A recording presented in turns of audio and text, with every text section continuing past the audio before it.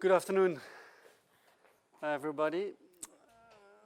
5 o'clock, long day, and not an easy session ahead. But I trust it will be a very interesting one. At least it's a very topical one, because probably most of you have been engaged in data ecosystems lately.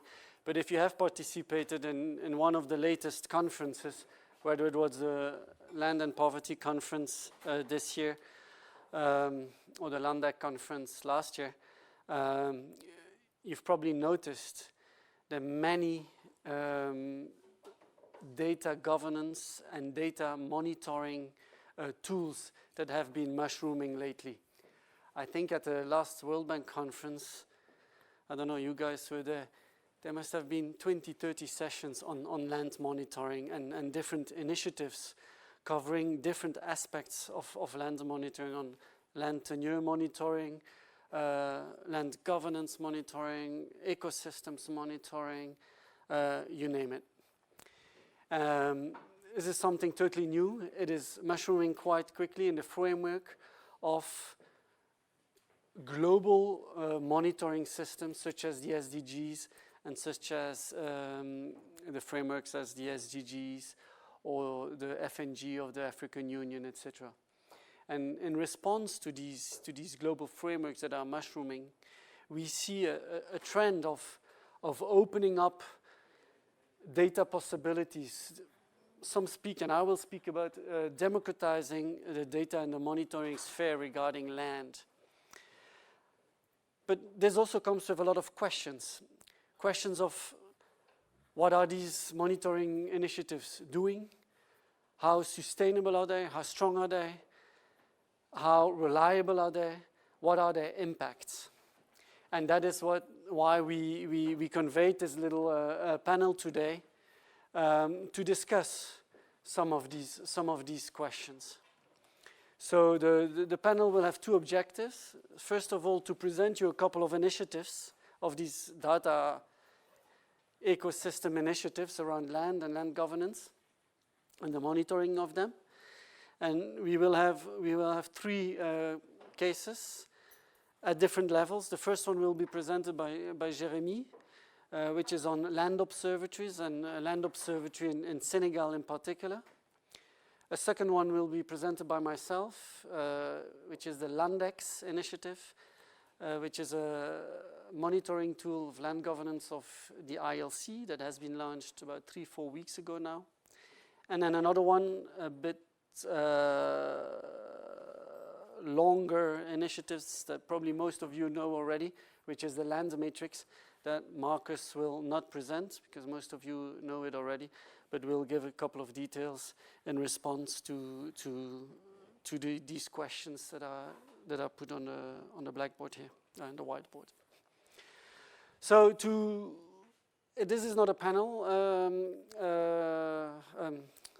how should I say, a paper panel like the other ones. It's an innovative session. So we will still have 3 presentations of the 3 initiatives, but quite short.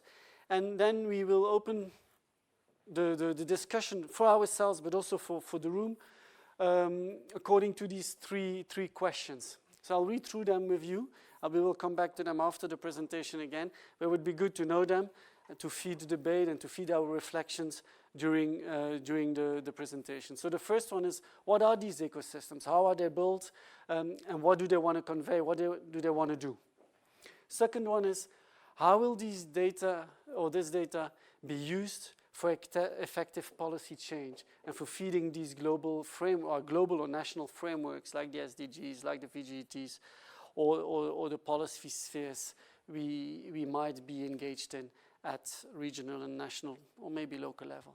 And then lastly, a question that comes up that I've received in Washington when we launched the Landex. Are we just not creating data graves that will never be used?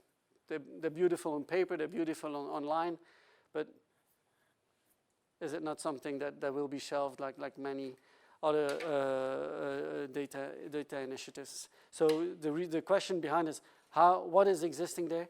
How can we make effective use for policy change in the frameworks of the SDGs, the VGTs?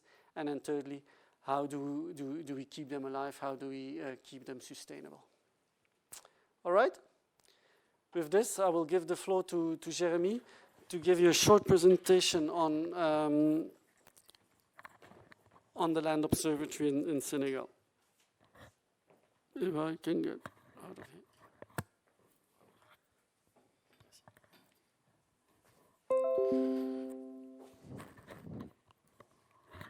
How do you set that up? Thank you. Excellent. Hello, everyone. So, when Ward told me to present something on data ecosystem, I had to look it up, and I found something that could match with what I'm going to present, or what I wanted to present. So data ecosystem as an environment for creating, managing, and sustaining data, sharing initiatives, but also enabling the development of common knowledge, and that rang a bell to me. And I found also this diagram here with data ecosystem governance, which I'm going to talk about, along with demand and supply with actors that we can see here, and also the more tech stuff with infrastructure that I won't come talking about it. So my presentation is about land observatories. And so my name is Jeremy, and I'm CIRAD researcher and geographer from the mixed research team TETIS, on maybe working on land.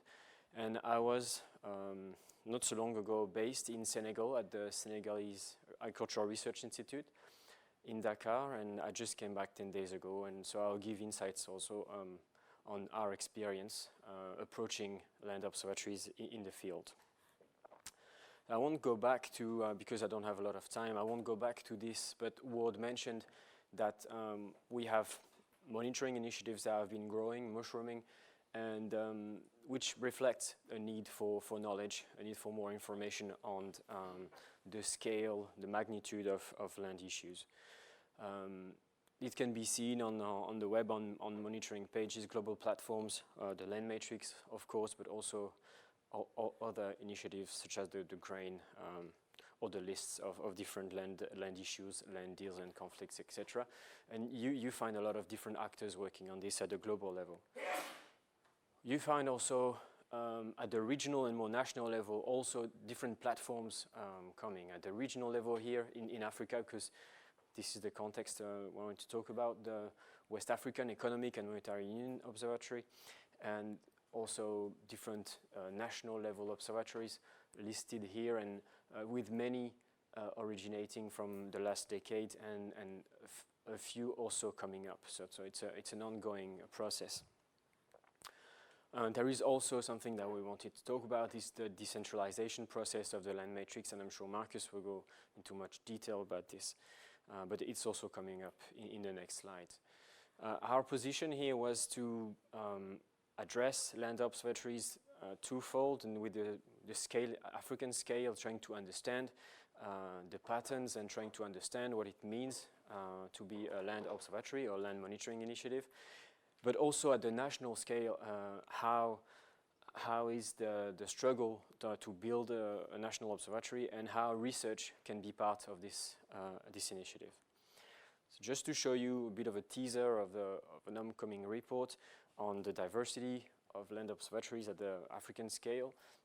So we've been mapping these observatories, trying to understand their status, and more than that is trying to understand criteria of their sustainability, looking at why they succeeded, why they failed, why they sustained, and all these different characteristics regarding funding, functions, data, publishing, the conditions of emergence that we found interesting, but also and mainly this governance and institutional attachment. So the final report is in this final stage of editing, and I'm sure it will be soon available on the ILC platform and maybe other platforms as well. So this is something we wanted to understand, how land observatories have been functioning so far. But also being in the field was for us to understand how an observatory is being built, what are the governance issues behind it.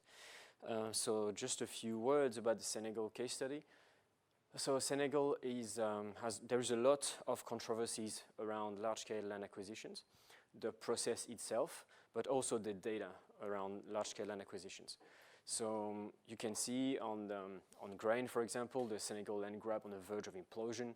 You have reports from the land matrix showing different cases and ongoing or failed here in the report for Senegal.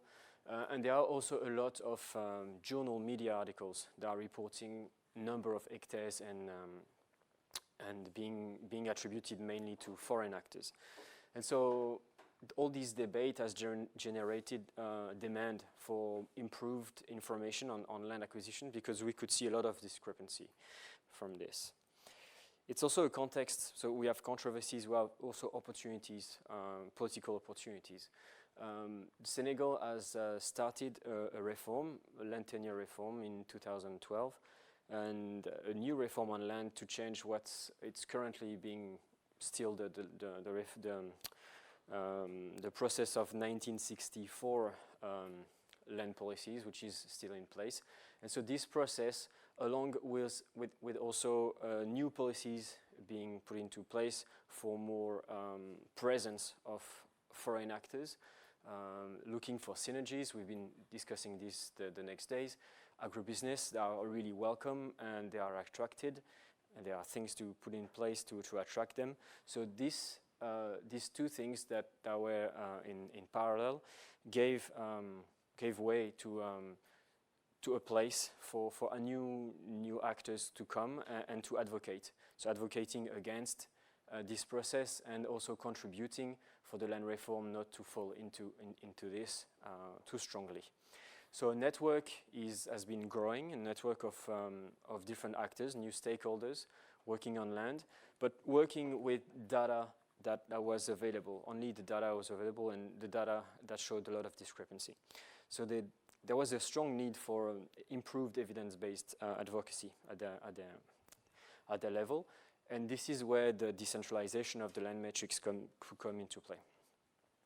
So how, as scientists but also involved in these processes, we wanted to go towards a co-design process towards improving evidence. It's not only trying to enforce a coercive way to do this is what should be done, this is the data you should use, but also not to overlook. We are not naive enough not to overlook the power games and interests at play. So we wanted to take this into account and look for convergence, it's not easy, between research processes that were ongoing, also development processes, policy processes, so take all that into account before starting anything. And so the main goal for us was to understand the current ecosystem, actors, interactions, and resources of these actors. So very coarsely, we had a non-state confederation on land. That was also, some of their members were involved in the NEST platform from the ILC, so the National Engagement Strategy, so some of them were involved in this. And some of these actors were also involved in the VGGT platform, which included a steering committee for several of them with the government. So this is where the government is, and also related to different ministries. This group, Non-State Confederation on Land, they developed an observatory, which is called the National Land Governance Observatory. And this had a technical committee, but only a pilot phase, not a lot of funding, and so not a lot of means to pursue what they wanted to do. We also have here the Landex, what I talked about, developed by the NES in parallel to this. So we had a process of consultation with all these actors, trying to understand how to, if it was needed, how to anchor a process of monitoring for large-scale land acquisitions within this panorama. And so it was decided that at first we thought it would be integrated within this because it was closer to all the main stakeholders, but it was decided that here was the place because this was a weak link in this ecosystem, and it was needed to be reinforced. And so we decided to set up the land monitoring activity here for the land observatory, and also working on those links between this observatory and other actors at other levels, but also working with the Landex and currently developing ways for the Landex to reach those platforms as well. So to have something more comprehensive and not to propose something different that could be seen as contradictory of current processes or in competition for funding. So as I was saying, we wanted to build something more of a process. Of course, the process involved starting and recognizing this weak representation of land deals and working towards more improved localization of the deals, trying to understand what people had, the data they possessed, and how could we share these data. But also how could we work on more improved ways to monitor the deals, which involves also unraveling new deals such as the national deals that were not present at all in the past. So at the moment, this is an ongoing process over the 45 departments of the country, and from 30 or 40 deals that were monitored in the past, we are currently overcoming this with more than 700 today deals identified.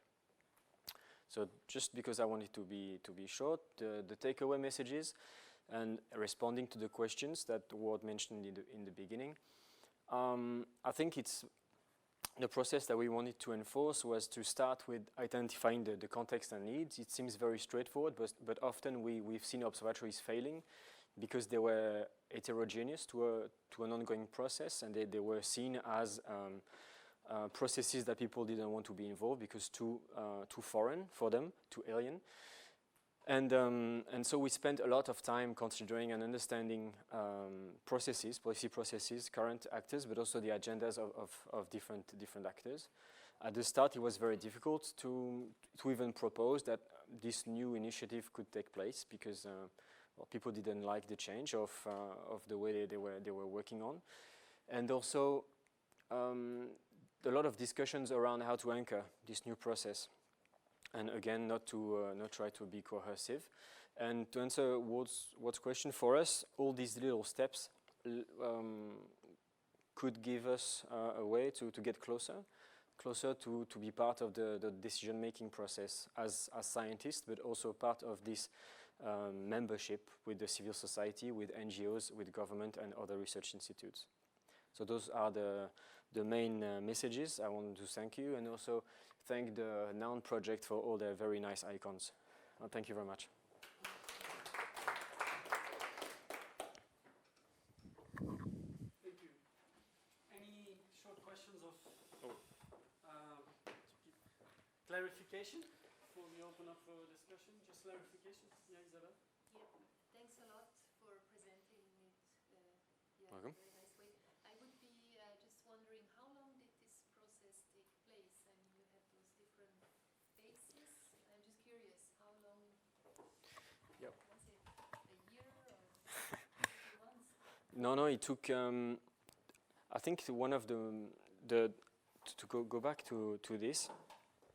Those are well established groups, and a lot of agendas, political agendas for different NGOs to be in the front, and so not also to be discredited by the data they were using before, so not very welcoming new things, and so it took us a lot of time, not even years, but not even a year, but maybe 2 or 3 years to demonstrate first that the discrepancy, the data they were using, and then working on this step, trying to have people together to work on new census, new inventories, and new questions. And also from this was the main step, is how do we get the legitimacy to move forward, not to be seen as external to the process. So yeah, it took a lot of meetings, a lot of presentations, and it's an ongoing process. But for now, we are the research team that I was involved with is now part of this technical committee and has the legitimacy to be part of this and to enforce all the land matrix projects that we wanted to do. Every decision is now made by this committee, and the research is one part of it. And so it's quite interesting as well to be confronted with other perceptions. For example, the idea of land monitoring, land acquisitions was one thing, but then it led to discussing what it means, what should we monitor for the Senegal, what is relevant, what are the questions, the development and research questions that we want to answer, what are the thresholds different from what the global land metrics could have, what are the actors and so on that we want to identify. So it's also how to anchoring. The process is not only the framework of the land matrix to anchor, but it's also how to anchor the questions and the will to pursue this together.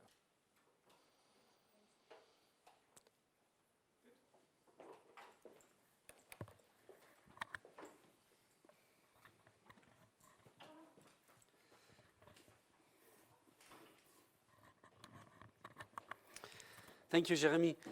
I think your presentation was very interesting because beyond all the technical work that we've seen at a conference like this one, we see here that in data ecosystems on land is a process. And that's what I take as a message from Jeremy. It's more of a process. It's the power relations between actors. And it is how to embed our data initiatives within these processes and within these power relations. And his last point was very interesting. He said, now we are part of the technical committee. So we always speak about research and data being neutral, but we also know that it is not. And although the exercise of us is not to take part in influencing the policy processes, we have to be embedded in it, and we have to. It is very powerful to be embedded in it, and that's what Jeremy showed us here at the end. So that was an example at national level. I will go to a multi-layered observatory, which is Landex. Landex is an initiative of the International Land Coalition. Sorry, I didn't present myself. I'm more Anseeuw. I work for CIRAD, the French research organization in agriculture for development, but I'm seconded to the ILC, the International Land Coalition, to develop the data, knowledge, and research work. And that's one of our products that was just launched 3 or 4 weeks ago at the World Bank after 2 or 3 years of piloting. It's going to be a very short presentation. I will quickly tell you in 4 or 5 slides what Landex is for you to better understand, but then I will come back to these questions of this ecosystem and how to make the most of Landex and of this ecosystem. So what is Landex? It's a tool, so it's not a project, it's really a tool to promote common indicators, to support efforts to gather data according to these indicators, and to embrace a data ecosystem with a priority to people-centered data. The aim of it is to develop a complementary land monitoring system which is recognized as legitimate by the global framework of the SDGs, VGGTs, and many others. And it's to shed light on land governance perspectives from and with underrepresented sectors of the population. And here we speak about all the inhabitants of collective lands, communal lands, etc., that are often not registered in our cadasters, etc., and is not present in the statistics, etc. But we're also talking about the widows, the girls, etc., that are absent of statistics. So it's to focus and shed light on those who often are and remain invisible. And why do we do that? The rationale of Landex is that crossroad of two roads. The first one is to contribute and go beyond the SDGs and the VGTs and all the other global frameworks.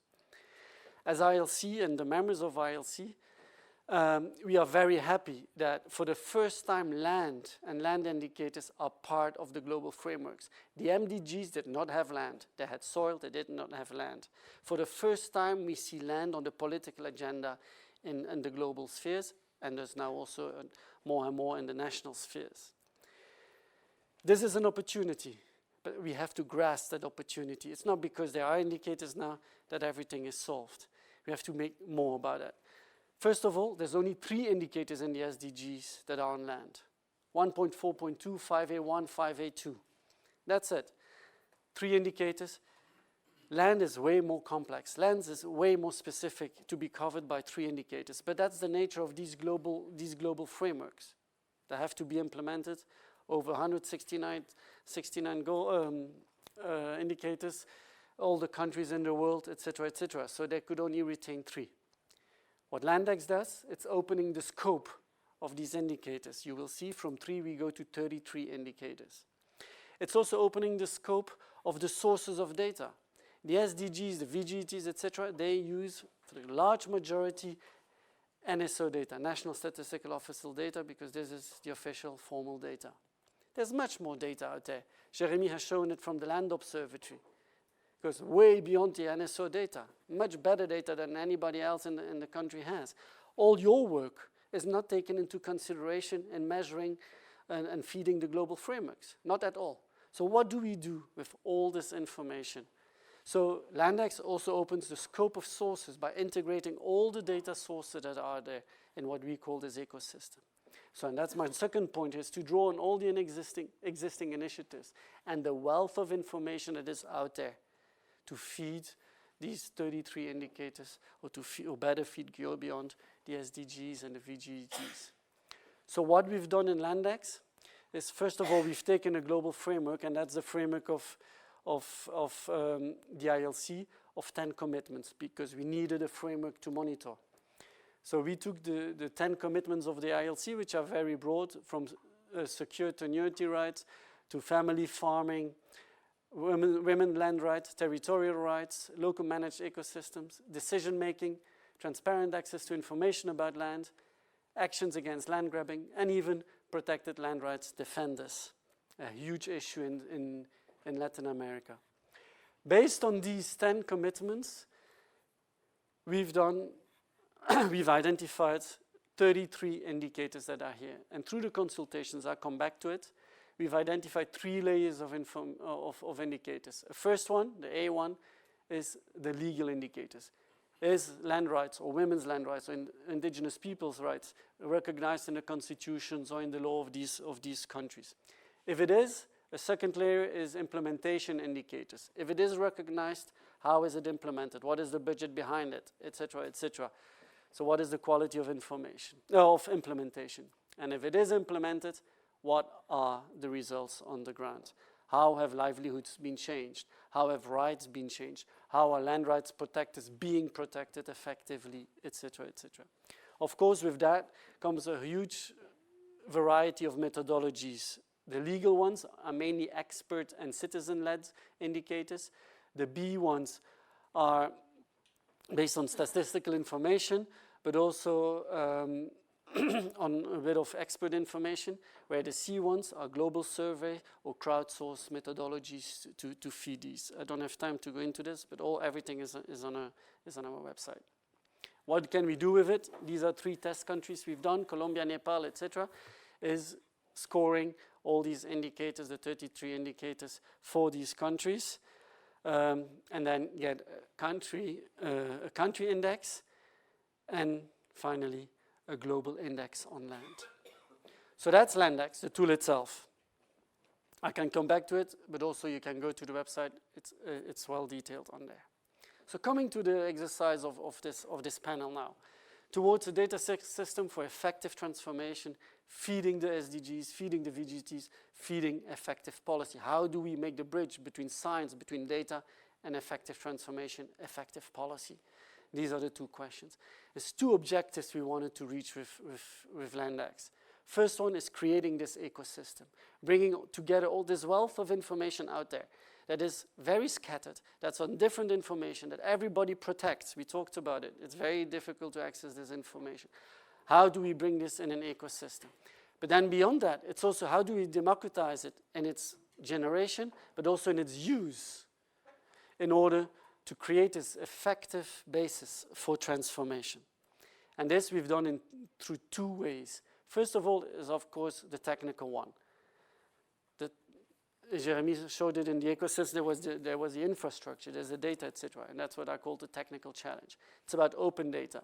It's about open data generation by all, by you as experts, by the people as citizens, by the Googles as technology, by the governments as the NSOs, etc., for formal data, and available to all. All the data is available to all at any time, downloadable, etc., etc. That's the first condition. Otherwise, the data will never reach these people.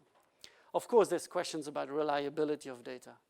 And when we presented that to the government of Senegal, for example, there was huge discussions about reliability.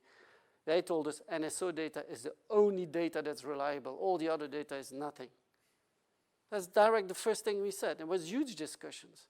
But they left the room accepting that there were other data. And we said there's no data, better data or worse data, etc. Of course, if the methodology is right and if the data is solid, etc., there's not such a thing as good or bad data. It was a huge question about custodianship of data. Government of Senegal, and especially the Ministry of Planning, wanted to be the custodian and wanted to say what the good and bad data was. And we said, no, that's not the principle of an ecosystem. We said, who should own the data?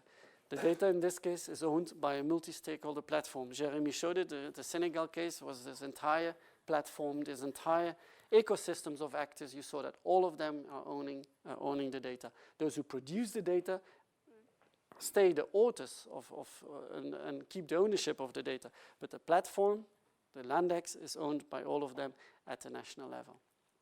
But the big part, and that I want to contribute to Jeremy's presentation, an ecosystem is not about a technical challenge, it's about a political challenge. And that's where the success of an ecosystem lies.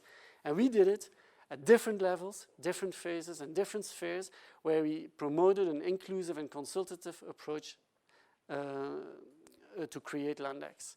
I will go through it. First of all, it's at the concept and development level of the ecosystem of Landex. We are promoting Landex at all levels. We started 2 years ago at the CFS, the Committee of Food Security, where we presented Landex to the custodians of the land indicators of the SDGs. They didn't want to hear about it.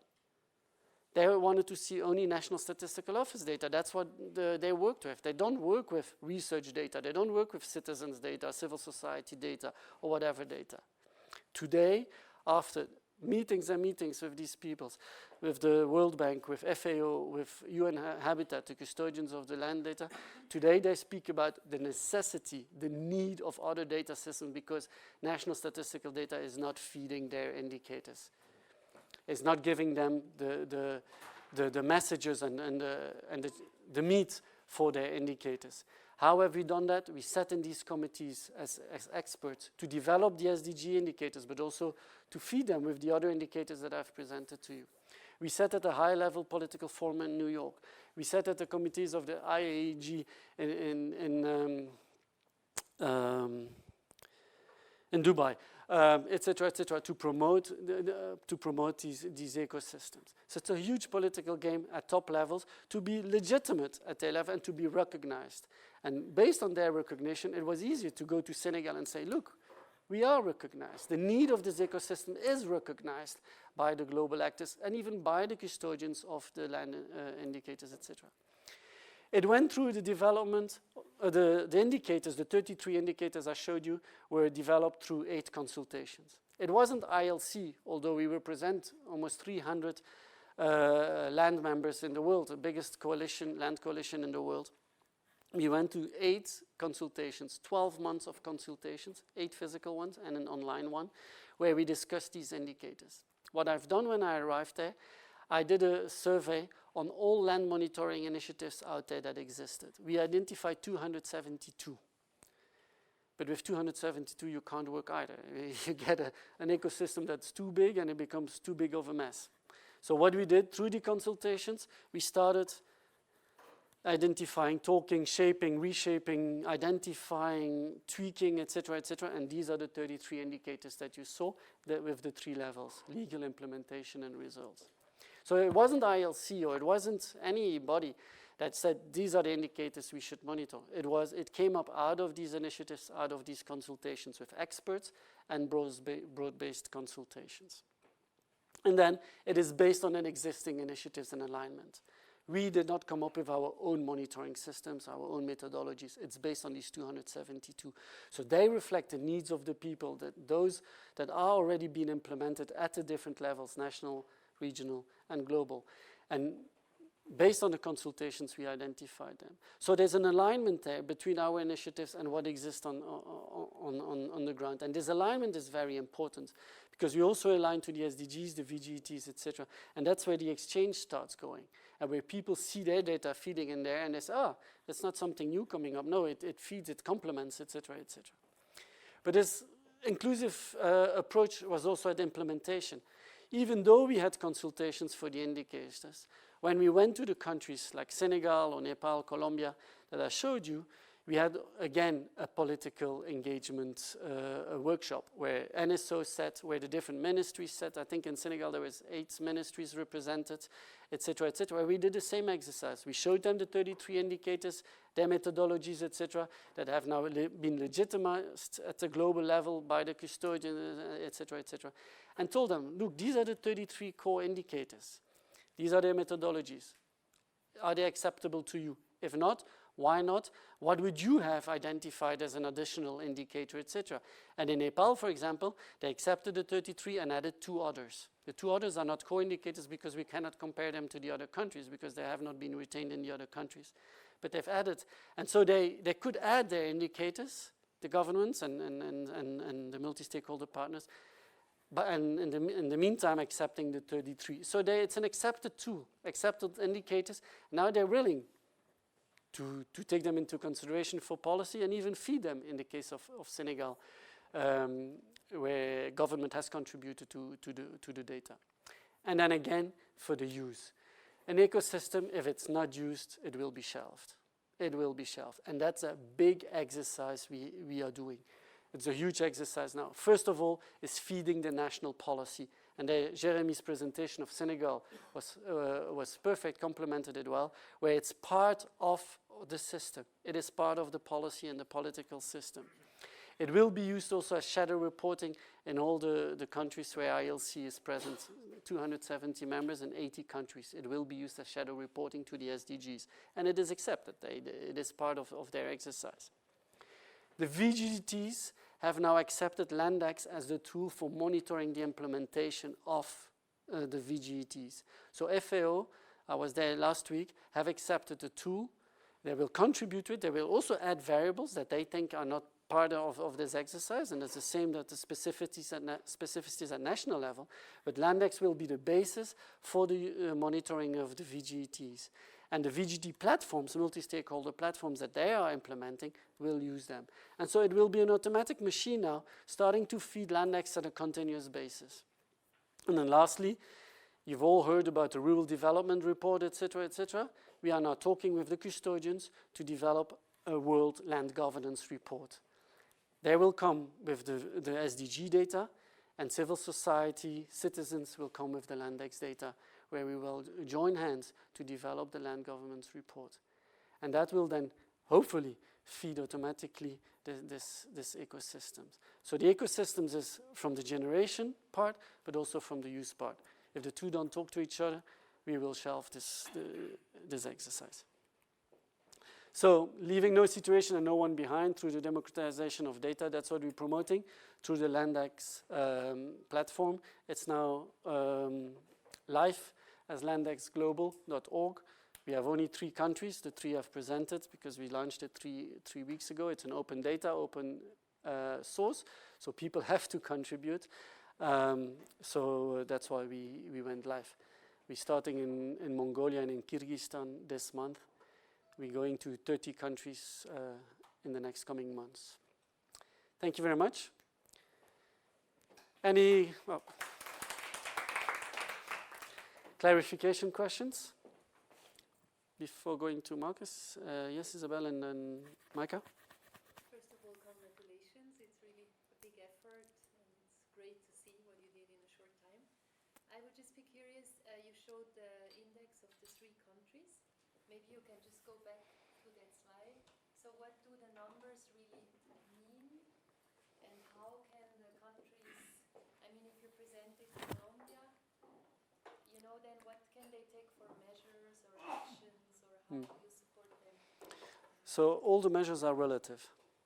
So 51, 47, 54, it's not an absolute term, it's on a 100 scale, but it doesn't mean you're average or you're good or you're bad. Where you can say you're better than, Senegal is doing better than, etc., etc. So when we presented that, because in the 3 countries, we also went back with the results and presented it to government, etc. And that's the same. They are relative. I don't have graphs here, but online, yeah, you have graphs where you can see it more easily. For example, Colombia is doing very bad on indigenous peoples' land rights. They have it in the constitution. 86% of the responses, whether it's experts, civil society, government, etc., mention it, the articles, etc. So it's very high rated as being respected in the law. But then they're only at 8.1% in the effective implementation and results on the ground. So there government can see where they are doing well, where they are not doing well in a relative way again. Where we will get more and more data, this relative becomes more interesting. When you have only 3 countries, well, it's very difficult to say who is doing well here. Of course, you can say Senegal is doing better than the other 2, but on 3 countries, it remains very relative. After 30 countries or 100 countries, there you can now start, well, you're in the top 10, you probably do quite well. You're in the bottom 10, you probably do very bad on certain aspects, etc. Micah? Let me ask the question and tell me if this counts as a clarifying question or not. But those people, many of us work in different countries that are not currently one of these 3 countries. It may not be one of these 30 countries. What does it look like in terms of those who want to participate and contribute to this? What's the process exactly? Is this contacting the ILC, or is there like a set system? So I could go live, but so the website is very interactive. So there's a bit like the land matrix, there's a big box contribute to data, and there it takes you really through the whole process of data. So if you say, well, now for a good example is the Caribbean islands. They've contacted ILC because they heard of it at the land matrix. Trinidad, government in Trinidad heard about it, said, yeah, we have our regional land conference. That would be perfect to implement that. And they contacted us and say, how could they do that? And I said, you go online, you click on it. There will be training packages, everything to guide you. But it's very intuitive. You click on it and it will say, what do you want to contribute to? Because you're probably not an expert on everything on these 10 commitments. You're probably an expert on women's land. So you just say women, boop, you go to the women's section and there. And it's very short, it's very simple. The main request we receive through the consultative and experts consultations is keep it simple. If it's not simple, it will not work.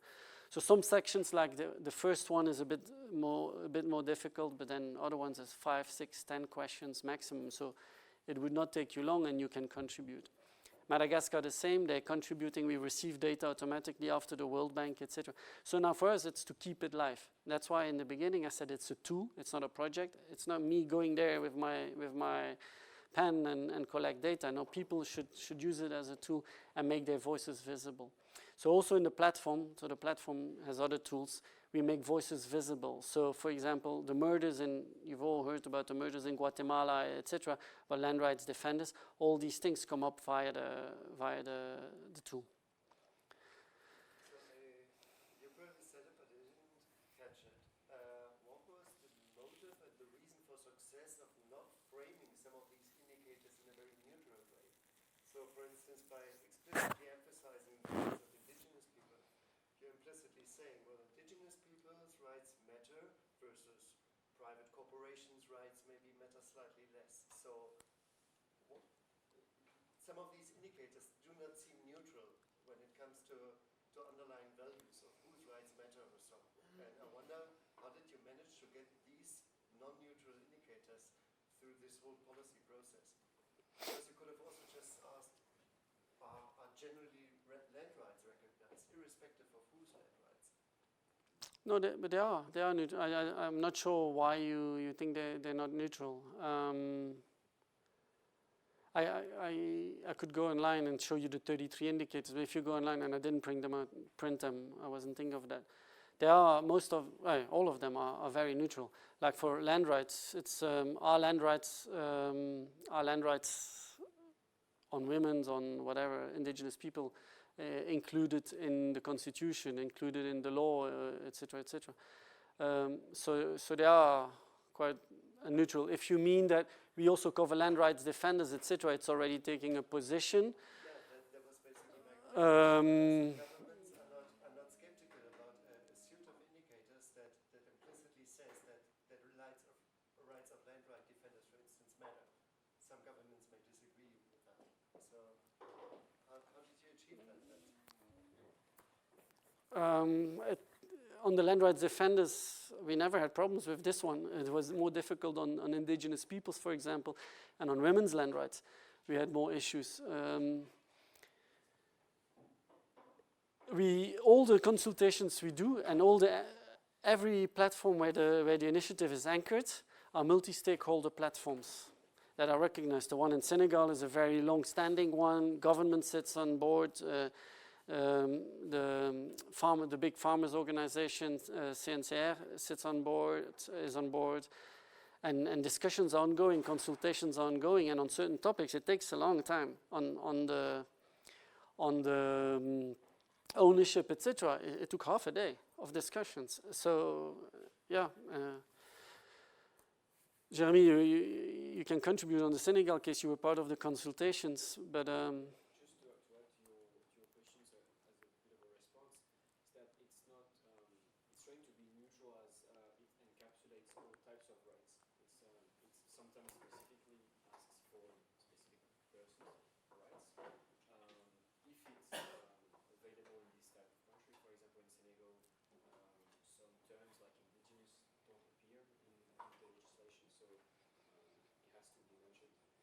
Goes back to the referencing. In Senegal, we had all these discussions about is this data legitimate in front of national view? And so it all goes back to the references. Every time you add a response, if you go online, you add a response, you put references. So the quality of the answer is also linked to the quality of the reference. Yeah. And so you assess the quality with the answer and the reference that is put in. So if you want to add something specific to specific rights, you add a reference to this as well. So yeah, the main question on the reliability, people said, how do you know what is reliable? Everybody can put 000 if they are against government, etc. Well, that's the referencing is part of this process. You had a question? No, it was just no. Sir? So just a follow-up on what you just said. So anybody can contribute, but you're then also looking at outliers if you have multiple contributions to a certain topic, right? Yes. Is that part of it? Yep. Yeah, of course. It's not a wiki, so where everybody can contribute, because it's a bit. It has to feed policy, so we're a bit more cautious than a wiki. But yeah, we do that. And of course, the bigger the sample, the better our data will be, and where we will see outliers very quickly. If you have only two answers on one indicator, it becomes difficult to know who the outlier is. But if you have hundreds, it's in Colombia we have a nice sample. You see it straight away, and then we go and look into it. So there's always somebody at either national level, if they have the capacity, or at Secretariat of ILC level, who then verifies that. And you target specifically the experts. I mean, you try to also make them aware of it, I guess. So there's a whole campaign of awareness of the tool, but we target everybody. We target government. It's very good for government to contribute, because there we can see civil society. Because that's I didn't show you the other exercises we can do, but we disaggregate according to social features, to gender, sex, but also to type of actors contributing. So in Colombia, where we have a big panel, we can see, government said that, civil society said that, private sector said that, and consultants, etc., in the land sector said that. And then you can see, oh, they have totally different opinion. Why is that, etc. And because of their references or what they say. And it's a very interesting exercise coming out of it. Yes, sir? You said the government is providing data at the same time civil society research and they are providing data. Mhm. But my concern is if the government data vary from data from other sources, government will never accept other sources. Government will be firm on the data the government is providing. So how to solve that issue? Well, that's the whole political game we went through here. Here, government was part of the indicators at the conceptual level, but also at the implementation level. So they accepted the indicators.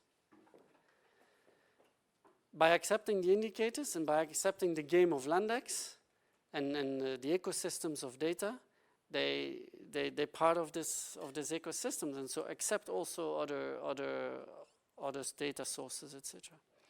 It's a long process. In Senegal, they were part of it, they accepted it, and we received a letter of the minister himself to say Landex has to be part of the exercise, of the data exercise of all the actors of the platform, multi-stakeholder platform, and they accepted it. In Nepal, government was part of it, NSOs were part of it, and they were very open. They said yes, yes, yes, and yes, but at the end, when we restituted it to them, they were much more resistant. Mainly because the results are a bit less good than in Senegal.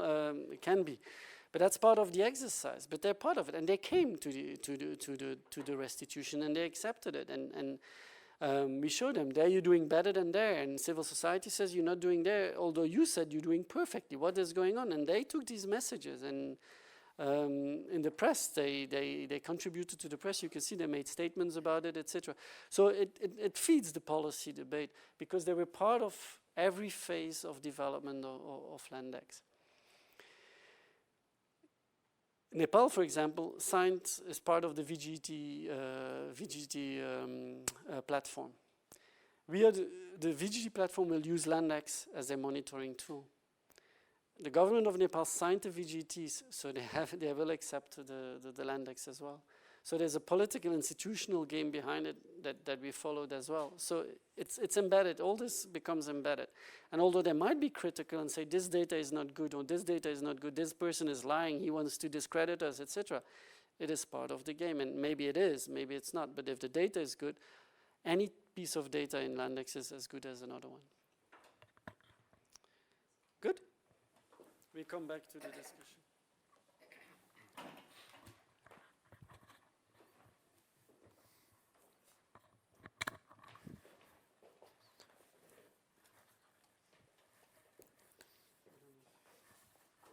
Yeah, you can put up the questions already, I think.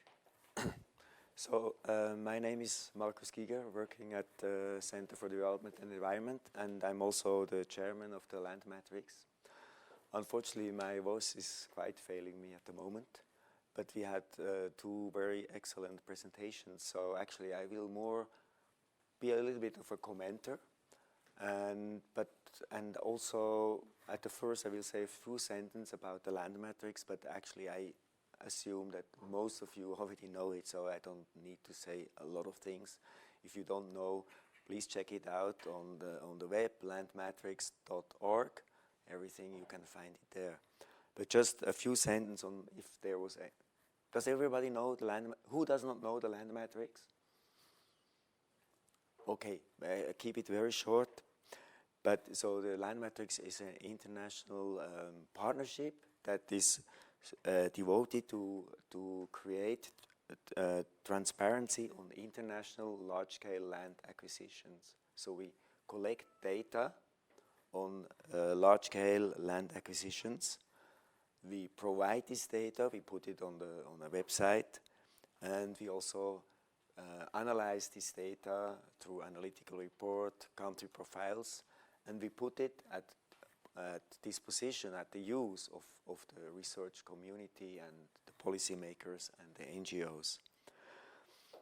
And so we collect data and we produce data, and second thing is, why do we do that? You know, what is the idea behind? And very simply, we believe that by contributing data,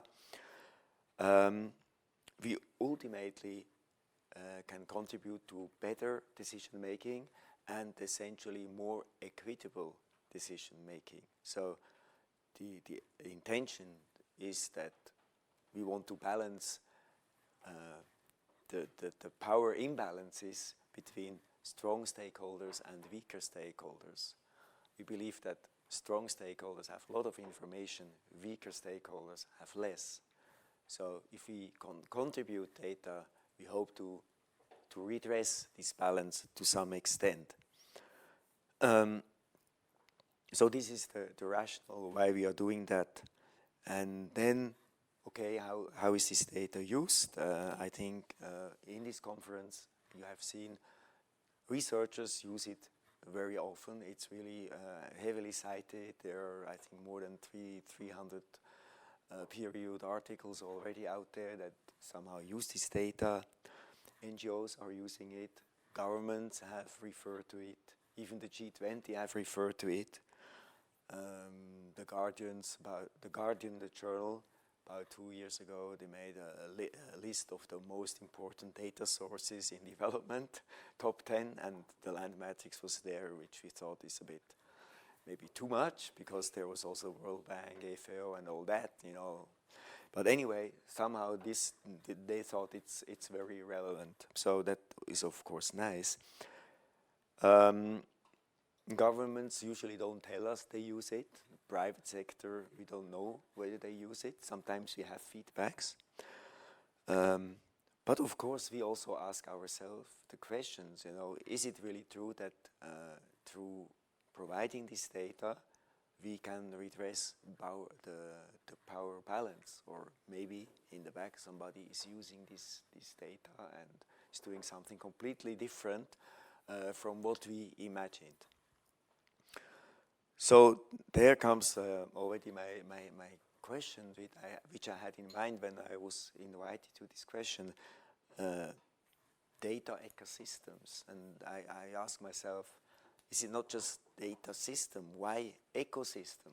You know, and then ecosystem, I immediately have two images in my mind, and it's of course a bit dangerous to think but just in images and analogies. It's not very scientific, but anyway, the first image is of course a very green, lush, peaceful landscape, so it must be something nice.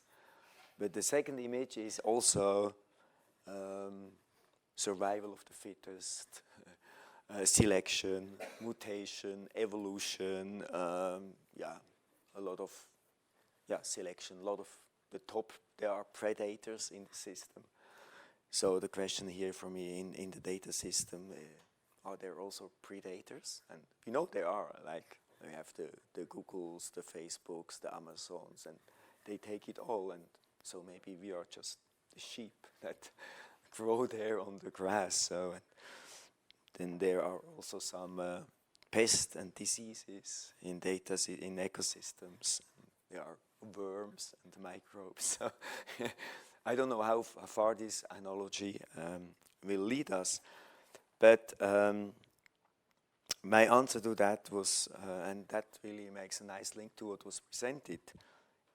It's only an ecosystem. It's a data ecosystem is only if it's living, if individuals or organizations are really contributed, use it, build it, shape it, and also do it in a democratic way. Otherwise, it's just a system that is just a mechanical system. And I think that's my main point here. You know, the land matrix is just a little initiative. It's very well targeted. It just looks at land acquisition, originally only at international land acquisitions, knowing that there are also a lot of domestic land acquisitions, and it's at a global level. So we never wanted to be an inventory of all the land acquisitions worldwide, because yeah, we are not the Googles and so forth. But we also understood that to make this is nice at the beginning to serve, you know, the needs of the global policymakers and so forth.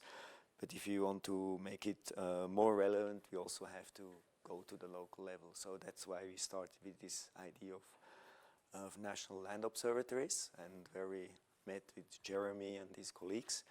So we're trying to do that, but of course there are many countries, and we will not be able to do everything.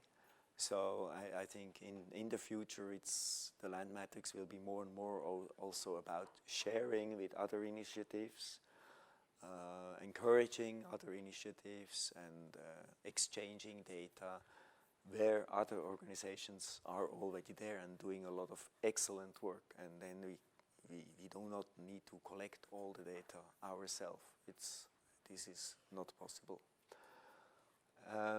Yeah, and will the data be used for policy change? I think at the moment we have the voluntary guidelines that are accepted, and there is a need of at least at the global level to monitor them. And we have made the exercise with the FAO to see where the land matrix can contribute to which of these elements in the voluntary guidelines. And there I think we will contribute, and we hope through this we can also encourage policy change. And so far I think land matrix it's not a data grave, but it also needs support. I mean, it's not living by itself. It needs some input, needs oxygen, needs some dollars also to get the thing, maintain the systems, maintain the network, and do all this. But I think as soon as we would feel it's a data grave, I think we would stop doing it. But with what has been presented by Landnex, also we find a nice outlet where we can also feed in and channel it and make it contribute to a larger system, which maybe is a data ecosystem. Yeah, that's my contribution, and I keep it short, so I hope we can have more time also to discuss. Thank you.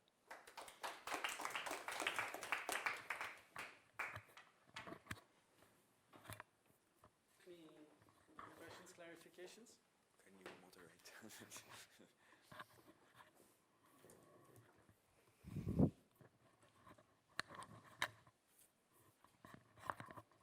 No?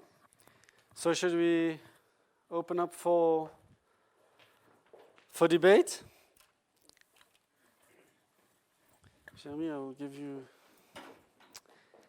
Go ahead. Also, please, maybe, I know some of you are engaged in other initiatives of monitoring and ecosystems, so take the opportunity also to present you and your initiative. Okay, thank you.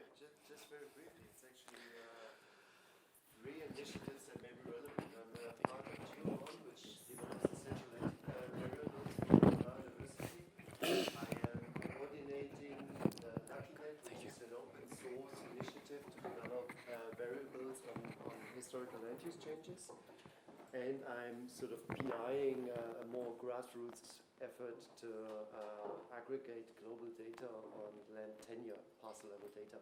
So, very data person. I actually, to all of these questions, I have counter questions. So I will start with just one. The second one, how will data be used for policy change? And I also noted in your presentation that this was a very important asset for you, that data has to have some relevance for policy. Now I have a concern because policies come and go over time.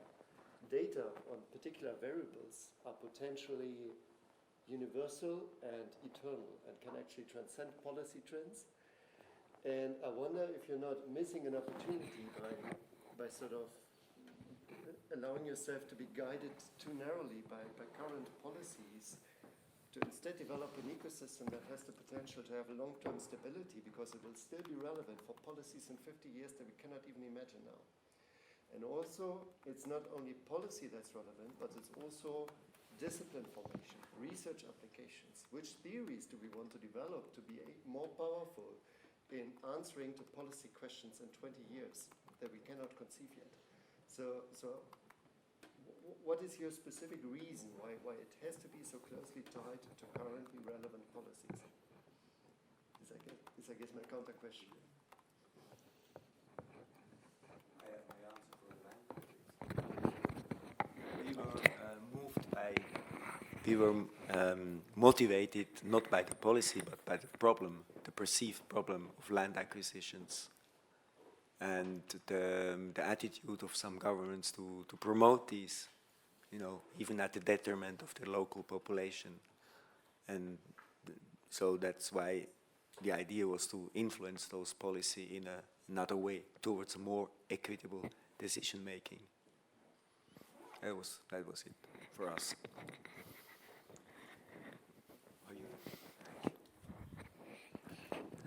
I have a broader question answer, and then I have an answer also for ILC itself. First of all, the work I think all of us are doing needs an impact. Why are we doing it for otherwise? I think more and more as researchers we're publishing in A-ranked journals. That's fine, but also more and more we have been asked, for example in ILC, but land matrices as well, to have an impact on the ground. And that's why we developed it. Now, I would tweak a bit your question is that which impact are we looking for? And there we didn't want to intervene. And that's why we went through these consultative processes and tried to identify the indicators based on this bottom-up and consultative approach. And these are the changes people want to see, people, government, and experts want to see in this consultative approach and agreed upon they wanted to see.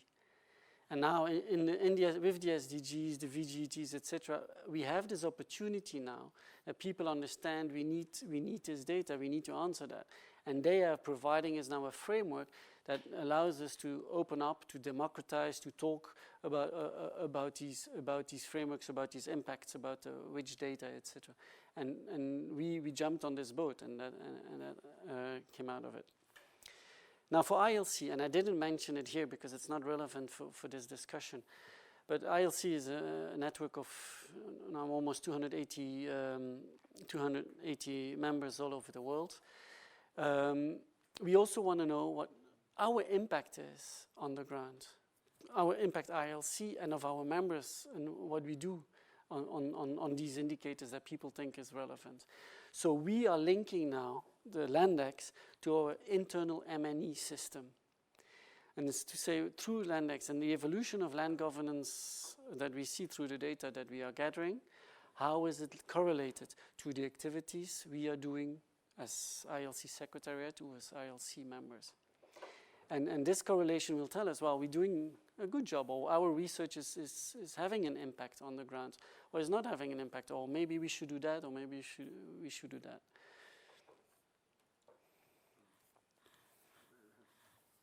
Just thinking as a researcher, you know, there are other type of data systems. There are other type of data systems like all this monitoring of natural resources, like who is monitoring rainfall in Africa, you know? I mean, all these stations, they're falling apart, and measuring the rivers and so forth. It's a real problem, and those should be followed continuously and not following a policy. And there I see your point, and we have a problem that it's not being done. So there could be other data ecosystem totally different with other criteria than the ones that we have presented here that are a little bit policy driven, land, from a different type, not the type of like simply purely scientific. Okay. So if we're going to keep extending this analogy of the ecosystem thing farther, but part of the idea of this is this, it's more beneficial to have a diversity of systems and approaches we use. So I think what you're presenting is, there's a specific need now, I think, to hold governments accountable and others with regard to the agenda, UN Agenda 2030, and there's a lot of gaps and problems with the way the SDGs are structured and monitored, especially because of this use of official data to the exclusion of others. So I think there's a benefit, I think, in trying to address it specifically by this sort of overt policy focus, but it's not the only thing. I don't think PRIndex is, presenting as this is the main focus. But then practically the problem we do have is that we have a scarce pool of resources of time and financial and such. So by making some selections, we're automatically deselecting other things, like maybe something that's more science-focused in an abstract sense, which is this other part of the analogy of an ecosystem, that we have a limited pool of resources and we're competing with each other. And in my view, maybe it sounds cynical, it's not cynical. Right now, I think there are a lot of tools and online platforms and what's the other term? Yeah.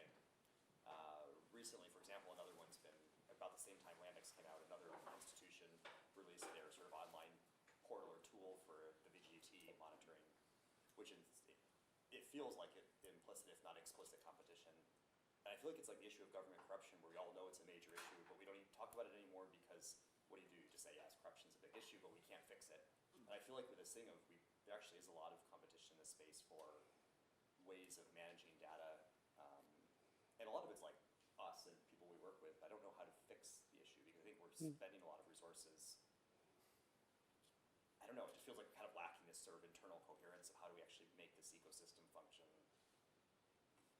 I don't know, better or more cohesively or something.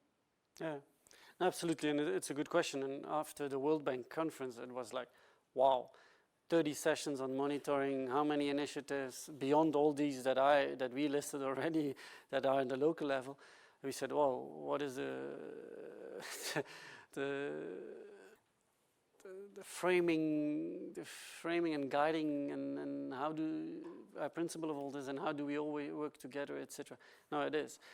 It happened also in 2010, 2012, when with the large-scale land acquisition thing. I don't know if you remember, but we saw so many initiatives monitoring large-scale land acquisitions. Land Matrix was not the only one. At this stage, I think there's only one left. So. Well, they do, yeah, Grain is following, but they just, it's a centralized, it's more a land portal thing. But yeah, so, no, it's a big question. And so when we talk to FAO and about using Landex and et cetera for the VGTs, they told us, wow, it's so complex, so many, what do we use, how do we use it? Who do we go for? What do we go for, etc. They were totally lost. So yes, and I think it will clarify itself over time who will survive. And I think part of it is a political game. An ecosystem will only survive if it has an anchorage, if it has a use, and etc. And many of them do not have that. I will just want to come back to your research question, or when we went through the consultations of the indicators, and also when we did the exercise of indicator 1.4.2, and we sat on the experts panel organized by the custodians, they wanted to use for 1.4.2 only administrative data. And when we opened it up for discussion, etc., people said, no, it can't be only that. It's way too limited. 70% of Africa's land is not part of it, so we're covering only 30%. The logo of the SDGs is leave no one behind, and then you come only with that. It's not possible. So there was a big push by civil society, by researchers, pushing for different types of indicators and methodologies to better cover 1.4.2 and others. And the one was retained. The question that was retained was about perceptions.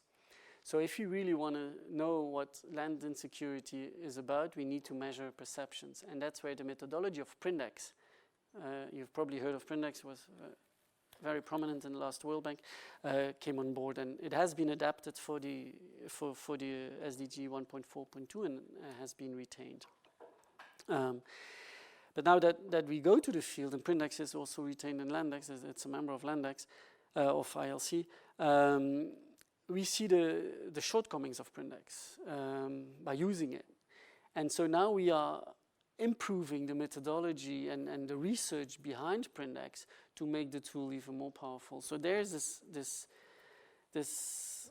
virtuous circle between the data, the policy, and the research and the methodologies, etc. we're talking about.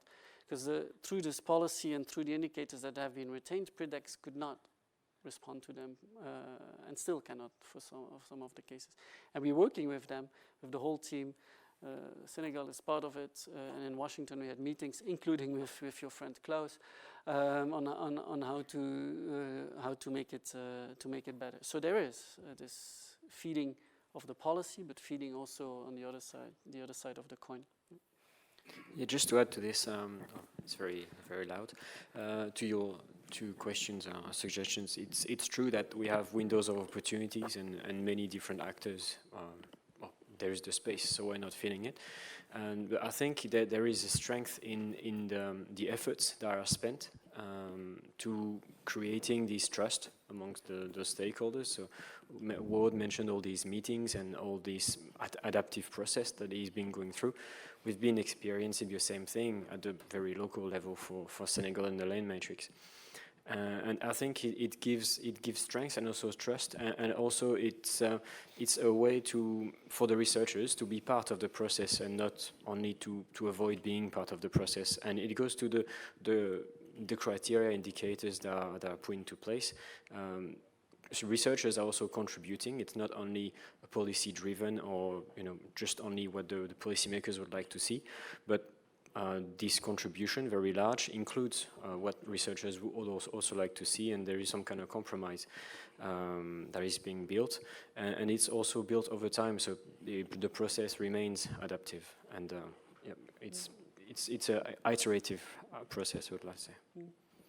And this iterative process, this virtuous process is also between actors, and coming back to government, your question about governments. When we presented the ecosystems to the IAG of the SDGs in Dubai, we sat in front of a panel of NSOs, National Statistical Officers, and they were, as you said, it's governments, oh no, our data is the only data, blah, blah, blah, it's the best data, it's the only data, it's the formal data, blah, blah. And then we discussed that, and at one stage, one guy said, but then we don't have a job anymore. If we take every data, what is the role of the NSOs in the future? And it responded, and it was actually the guy from Google who responded. He says, there is a role for NSOs, but you will have to adapt. You will have to open up either to the ecosystem or collaborate with the ecosystem, and even, this virtuous circle of adapting your indicators, bettering your indicators, etc. If there's more data through other methodologies that is available, why not integrate it in your processes, etc. But there you see, it's not a neutral process at all. It's a political one. It's who controls what, and etc. But these changes will happen, and the SDGs. I don't think we expected that from the evolution of the SDGs or the phenomenon of the SDGs. We were more talking about monitoring the goals, but it has also indirect impacts of the opening up NSOs, democratizing data, etc., that is mushrooming, and I think it's a very interesting process we're going through. So.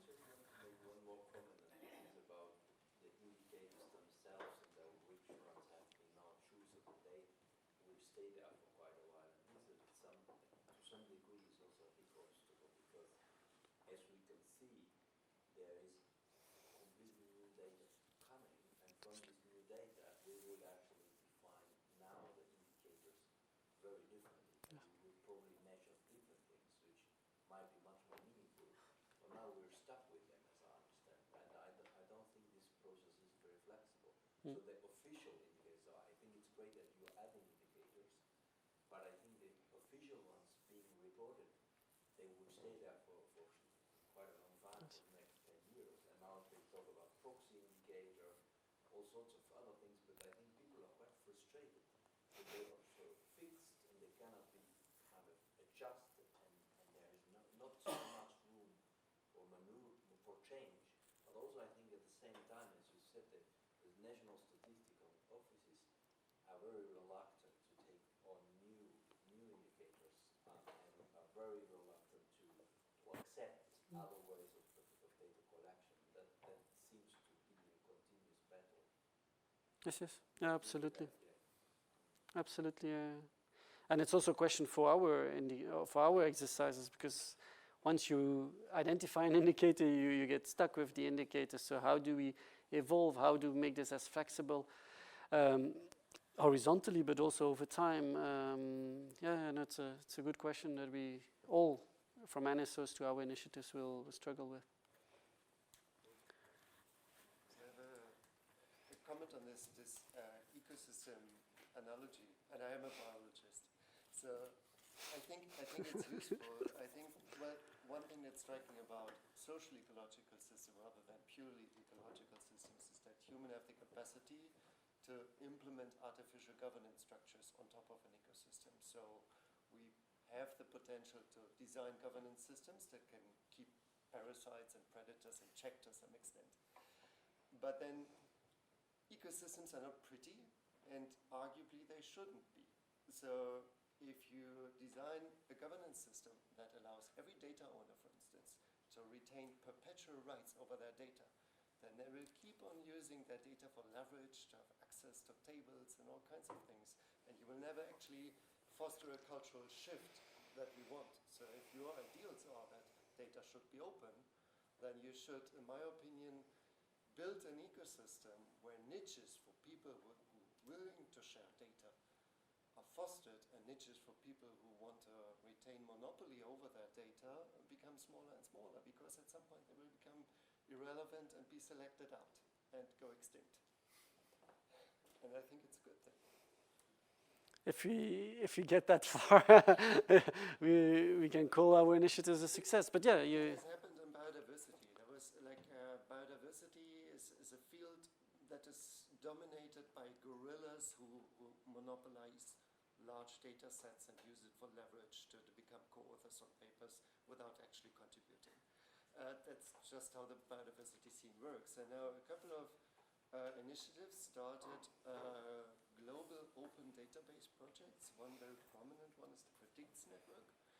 And people had to make all data that was going to be part of PRIndex open, completely open. There were no exceptions. And PRIndex became so powerful and relevant that all the ones who didn't want to make their data open became irrelevant. And now more and more people want to become part of PRIndex. So very successful in that regard. And I think licenses are another very powerful option. If you want to prevent a situation where some predators basically just exploit your open resources, but then abuse it for their non-open purposes, you can use like-for-like, share-alike licenses, for instance, to prevent this from happening. So anybody who uses your data will also only be able to use it for purposes that also fulfill your values and ethics. So I think there are ways. Yeah, that's a good point, and we'll certainly look into the conditions, but elements of success to foster this.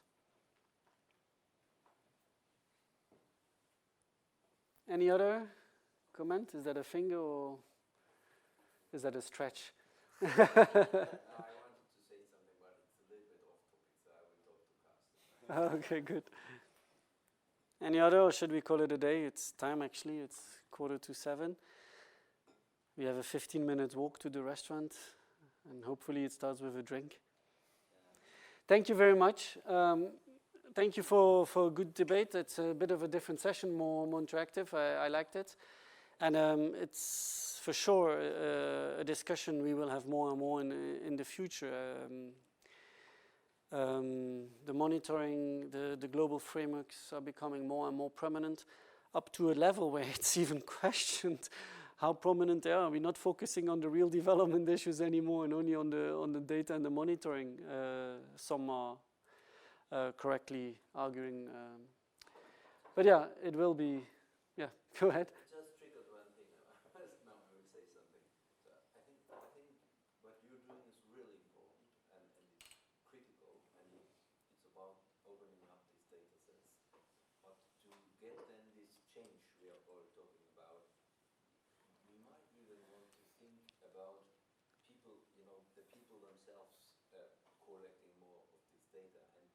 relationship it has to fostering change, such as that what we are finding in some more citizen science type of campaigns, that when citizens are engaged actively in the data collection, that this can also trigger some thinking and some change. And I think this is also a very interesting entry point for change. So there was, for example, a really amazing campaign they did in Antwerp. It's called Curious and Gnosis, about air quality.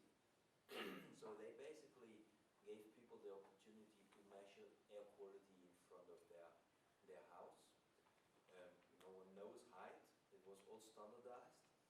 And then they could send this probes as a distribution to some lab, and they got back essentially quite high quality data on air quality in front of their door. And this triggered, by doing that, this triggered in the whole of Belgium, then it was expanded to Flanders, some kind of debate from migration. Migration was the big topic, but health and environment became an important topic because of this kind of active involvement of citizens. So I'm thinking this could be another entry point to think about, in terms of data collection, engaging citizens more in this kind of data collection. So just to talk for Landex. Landex initially was called the dashboard for people-centered monitoring, or citizen-led monitoring. And the level A and part of level B indicators are all people and expert-led, so citizen data, as you mentioned. We changed it to ecosystems because we also use National Statistical Office for certain indicators where we look at budgets, etc. So it's not only people-centered data. And actually, it helped us in the political discussions we have at national level, because when we started talking, the first countries were Senegal, only on citizen-led data, government totally blocked.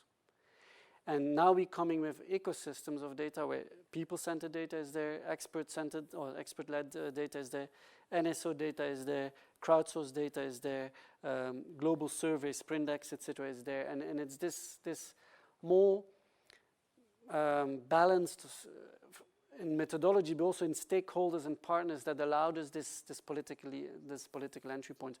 But 17 of the 33 indicators are citizen-led indicators or people-centered indicators, whatever we call them. Yep. Yeah, good point. Well, we close it on this. Thank you very much, and good evening. Further, we'll probably see each other again at the bar.